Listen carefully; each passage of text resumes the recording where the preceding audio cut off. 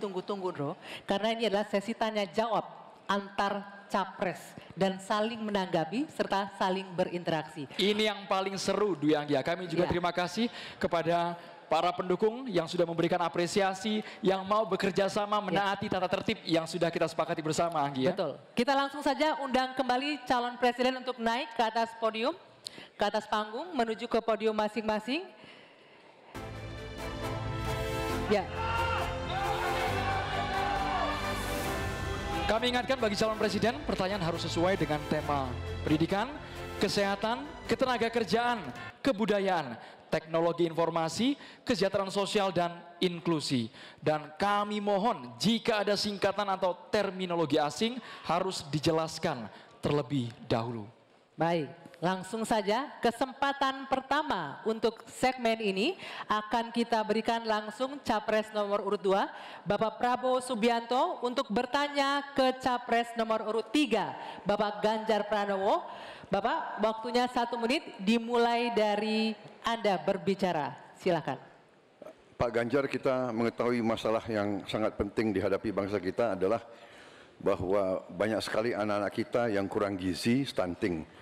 Saya ingin bertanya, apakah Bapak setuju dengan gagasan saya untuk memberi makan bergizi untuk seluruh anak-anak Indonesia untuk mengatasi masalah stunting dan menghilangkan kemiskinan ekstrim dan juga mengurangi angka kematian ibu-ibu pada saat melahirkan.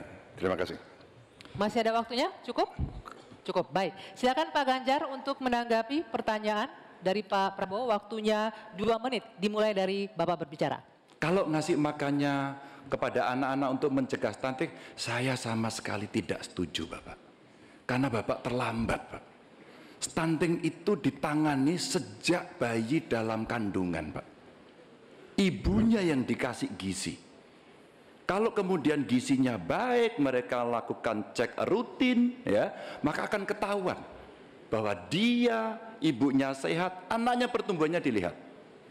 Kalau Bapak ngasih gizi kepada ibu hamil, itu baru setuju Pak saya, Pak.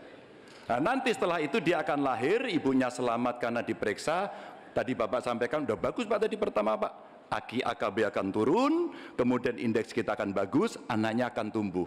Kalau sudah lahir dan tumbuh, mungkin bukan stunting Pak itu gizi buruk. Kalau gizi buruk Bapak mau memperbaiki boleh. Jadi jangan sampai confuse antara stunting dan pemberian makan, Pak. Jadi makannya jangan banyak-banyak, nanti kekenyangan. Jangan sampai nanti terjadi obesitas. Ini lebih bahaya lagi nanti. Itu kira-kira yang bisa dilakukan. Jadi mengatasi stunting sejak ibu hamil, bahkan bisa dicegah pada saat anak-anak kita mau menikah, Pak. Periksa kesehatan si calon pengantin perempuan, laki-lakinya juga, maka dia siap menikah. Ya, maka jangan menikah dini. Baru hamil, periksa rutin, kasih gizi, insya Allah Pak, itu akan melahirkan bayi-bayi yang sehat, yang kuat, dan kemudian kalau itu kurang gizi, baru Bapak benar tadi Pak. Kasih gizi yang baik agar anak-anak tidak kurang gizi dan dia tumbuh cerdas. Mudah-mudahan menjawab ini Pak. Terima kasih Pak. Waktunya? Cukup. Cukup? Baik, silakan Pak Prabowo untuk menanggapi jawaban dari Pak Ganjar. Waktunya 1 menit dimulai dari Bapak berbicara. Sebetulnya yang saya sampaikan ya persis itu. Jadi kita belum. Kita beri program kita beri makan ibu yang sedang hamil. Kita beri bantuan gizi ibu yang sedang hamil karena dia mengandung 9 bulan. Tapi memang stunting itu karena kurang gizi, Pak Ganjar. Itu karena ibu dan karena dianya juga kurang gizi, dia stunting. Dan itu terjadi di seluruh bagian dari Indonesia. Yang saya ketemukan anak-anak umur 10 tahun, badannya seperti anak umur 4 tahun. Jadi kita harus intervensi, kita harus kasih bantuan makan, dan juga ini mengurangi kemiskinan. Karena banyak sekali rakyat kita yang penghasilannya hanya 1 juta rupiah sebulan. Jadi kalau tidak dibantu makan anak-anaknya sangat berat hidupnya. Terima kasih. Ya, cukup waktunya ya. Baik, selanjutnya Kami persilakan Pak Ganjar untuk menanggapi jawaban dari paslon nomor 2. Waktunya 1 menit, silakan dari sekarang. Jadi maksudnya Bapak mengkoreksi pertanyaan Bapak ke saya ya tadi ya? Tidak, Pak. Oh tidak? Oke. Bapak setuju atau tidak dengan Pak Prabowo, makan siang? mohon ditahan. Saya izinkan kok, nggak Berbicara apa-apa. di waktunya Biar kita saja nanti. berdebat. Karena beliau tidak mengoreksi, saya ingatkan aja pertanyaannya. Bapak mau kasih makan untuk mencegah stunting buat anak-anak. Terlambat Pak itu. Maka saya sampaikan Pak, kalau Bapak mau mencegah stunting Pak, sekali lagi Pak, perhatikan proses menikah Pak. Mulai dari mereka remaja ya, dan kemudian Bapak mesti lihat Pak, perempuan Indonesia, remaja Indonesia itu sebagian besar anemia Pak. Perhatikan itu dulu. Kalau itu sudah, maka dia menikah, perhatikan usianya. 19 tahun usia hari ini adalah menjadi ukuran di mana mereka akan sehat secara mental dan secara fisik. Kalau itu sudah Pak, diperiksakan semua ke dokter, ke rumah sakit dan rutin, itu akan terjaga dengan gizi yang baik yang ada di sana. Itu pendapat saya. Cukup. Waktunya habis Bapak. Terima kasih Pak Ganjar. Mohon tenang hadirin sekalian. Sekarang kita ke calon presiden nomor urut 1. Maksud kami nomor urut 3, Bapak Ganjar Pranowo. Bertanya ke calon presiden nomor urut 1, Bapak Anies Baswedan. Waktu Pak Ganjar 1 menit dimulai saat Bapak berbicara. Pak Anies, lagi rame kita mau tanya soal bansos.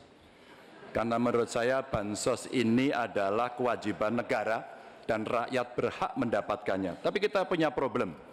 Karena banyak klaim yang diberikan seolah-olah ini bantuan orang per orang atau kelompok. Padahal kita masih punya.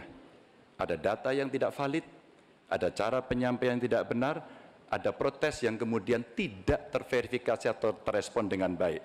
Ini yang menjadi pertanyaan saya kepada Pak Anies adalah, menurut Pak Anies kira-kira bagaimana tata kelola bansos agar 1, tidak saling klaim, 2, bisa tepat sasaran, 3, tidak menimbulkan kecemburuan-kecemburuan, sehingga inilah satu harapan yang betul-betul bisa diterima oleh rakyat.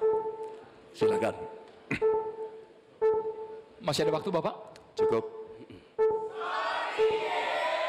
Kami persilakan calon presiden nomor urut 1, Bapak Anies Baswedan, menjawab pertanyaan yang disampaikan oleh calon presiden nomor urut 3, Bapak Ganjar Pranowo.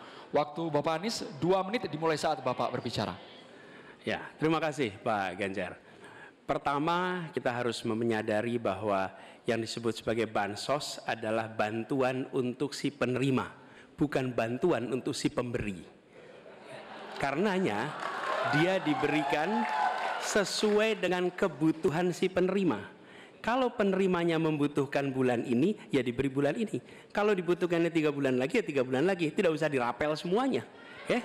Dijadikan sebagai sesuai kebutuhan. Yang nomor 1 yang itulah yang disebut sebagai bansos tanpa pamrih. Kemudian yang kedua, pemberian bansos ini harus tepat sasaran. Artinya diberikan melalui pendataan yang baik, informasi data itu harus akurat, dan mekanisme pemberiannya melalui jalur birokrasi, bukan dibagikan di pinggir jalan, tapi dibagikan langsung di lokasi menggunakan siapa menggunakan jalur birokrasi. Kemudian yang ketiga, yang tidak kalah penting, ketika kita berbicara tentang bansos ini, harus bansos itu bisa dipastikan mereka yang miskin, prasejahtera itu termasuk di dalamnya. Jangan sampai mereka terlewatkan. Karena itu kami menyusun ini sebagai bagian dari perubahan adalah bansos plus, angkanya ditingkatkan. Yang belum masuk masih miskin dimasukkan dan diberikan bekal pelatihan, pendampingan supaya mereka pelan-pelan bisa mandiri dan hidup lebih sejahtera.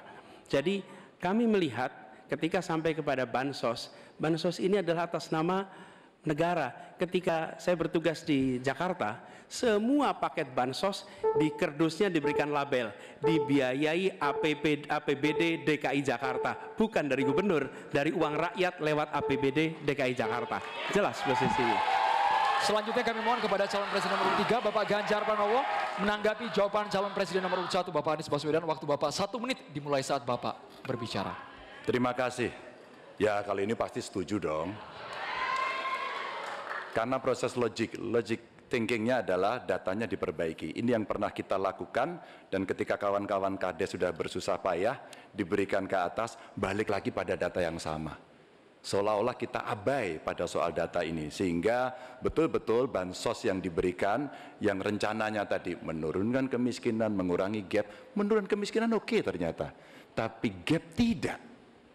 Berapapun besarnya, gapnya tetap tinggi. Ini menarik, dan kami punya data yang kita bisa baca, dan tentu saja ini penting. Memang paradigma bansos, sekali lagi, ini betul-betul hak rakyat. Tugas negara dan pemerintah adalah memastikan itu, bahwa ini adalah tepat sasaran dan tepat waktu. Tadi yang disampaikan betul. Dan kami berusul bantuannya ganti aja deh, bantuan kesra, karena tugas negara itu menciptakan keadilan sosial, bukan menciptakan bantuan sosial. Waktunya habis Bapak. Sekarang Bapak Anies Baswedan untuk langsung menanggapi jawaban dari Bapak Ganjar Pranowo. Waktu Bapak 1 menit dimulai saat Bapak berbicara. Mohon tenang hadirin sekalian. Ya, terima kasih Pak Ganjar. Dan yang dibutuhkan juga Pak Ganjar, kita harus mulai memikirkan opsi bahwa bantuan itu bisa berbentuk cash transfer, mengurangi potensi korupsi dalam pengadaan barang. Karena kita tahu pengadaan bantuan sosial itu pada satu sisi memang membantu, sisi lain ini memberikan usaha pada justru usaha-usaha raksasa, karena yang diisikan di situ adalah produk-produk dari perusahaan-perusahaan raksasa. Dan ini yang menurut saya harus koreksi. Bila bantuan itu diberikan langsung dalam bentuk cash, ini salah satu yang perlu kita pertimbangkan. Mereka langsung gunakan sesuai dengan kebutuhannya. Lalu yang soal data ini sesungguhnya bisa dikerjakan bersama-sama. Kami pernah lakukan di situ, pasti sama nih Pak Ganjar, berikan kepada RT, RW, mereka musyawarah mencocokkan siapa dalam daftar itu yang benar, siapa dalam daftar itu yang keliru. PKK, LMK, kemudian Karang Taruna, RT, RW, mereka bisa membantu. Datanya akurat, dananya dipakai sesuai kebutuhan. Makasih. Waktunya habis Bapak. Ya, untuk sesi selanjutnya kita berikan kesempatan Capres nomor urut 1 untuk bertanya ke Capres nomor urut 2. Kami persilakan Pak Anies untuk bertanya kepada Pak Prabowo. Waktunya 1 menit dimulai dari Anda berbicara. Silakan Pak Anies. Baik, Pak Prabowo yang saya hormati, gagasan yang Bapak bawa dan Bapak gaungkan adalah keberlanjutan. Pertanyaannya kemudian, apakah yang sekarang kurang dari pemerintah hari ini akan dilanjutkan? Asumsi saya tidak. Yang kurang tentu tidak dilanjutkan. Karena itu pertanyaan yang perlu dijawab adalah terkait dengan persoalan perempuan. Bagi kami persoalan perempuan ini sangat penting. Dan karena tadi tidak ditanyakan di dalam dialog tadi, maka saya merasa perlu untuk mengangkat tema ini, untuk memberikan kepada kita yang nantinya berada di puncak kepemimpinan nasional, memberikan perhatian yang serius pada persoalan perempuan. Ini persoalan yang mendasar. Pertanyaannya Pak, bisakah Bapak jelaskan apa yang kurang dalam pemberdayaan dan perlindungan perempuan sekarang dan bagaimana mengubahnya? Terima kasih Pak. Ya, cukup waktunya. Silakan dijawab Pak Prabowo. Waktu Anda 2 menit untuk menjawab. Dimulai dari Bapak berbicara. Baik, benar sekali ya, kita benar-benar melihat bahwa peranan perempuan sangat penting dalam kehidupan suatu bangsa, dan karena itu fokus saya adalah tadi ya, membantu gizi makan untuk kaum ibu-ibu yang hamil. Kedua, fokus kepada pendidikan.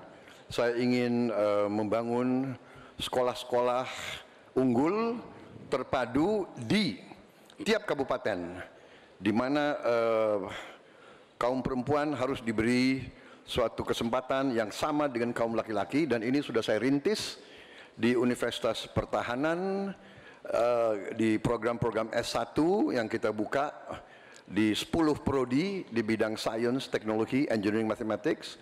Ternyata proporsi perempuan sangat besar.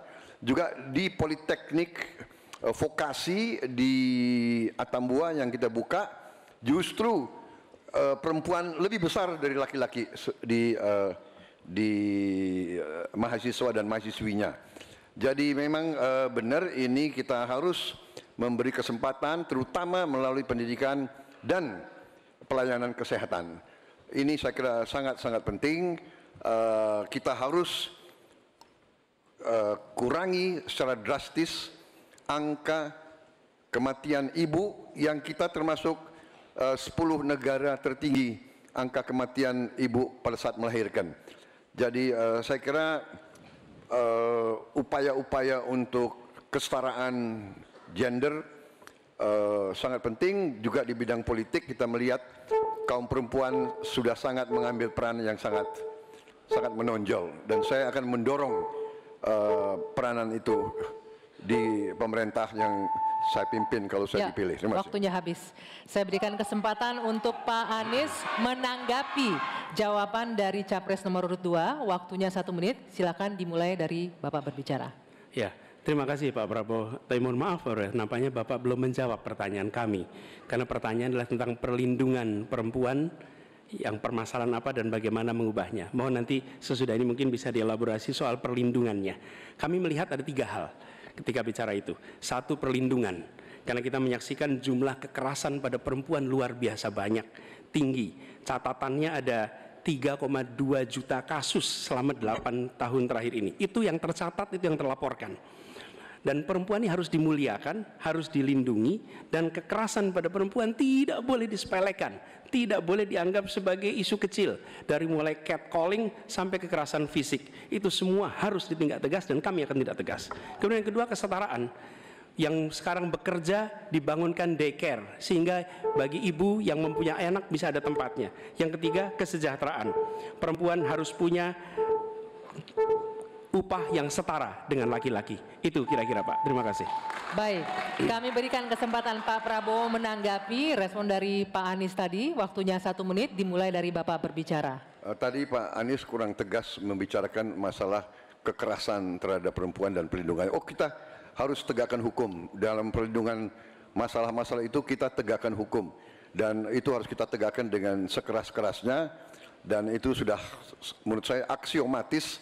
Tanpa kita berpikir panjang, memang itu kita harus lindungi seluruh rakyat kita, apalagi kaum perempuan dari segala bentuk penindasan, kekerasan, eksploitasi, human trafficking, dan sebagainya. Jadi saya sangat-sangat mendorong penegakan hukum yang sekuat-kuatnya dan bantuan kepada lembaga-lembaga even non pemerintah, NGO-NGO yang bergerak di bidang perlindungan kaum perempuan. Saya sendiri aktif menyelamatkan kaum perempuan yang bekerja di luar negeri dari tindakan-tindakan kekerasan seperti itu. Terima kasih. Baik. Terima kasih. Hadirin sekalian, sekarang waktunya Bapak Ibu di sini untuk memberikan apresiasi kepada para calon presiden yang telah memasuki sesi tanya jawab dan saling menanggapi. Kami persilakan Bapak Ibu untuk memberikan apresiasi setinggi-tingginya kepada para calon presiden.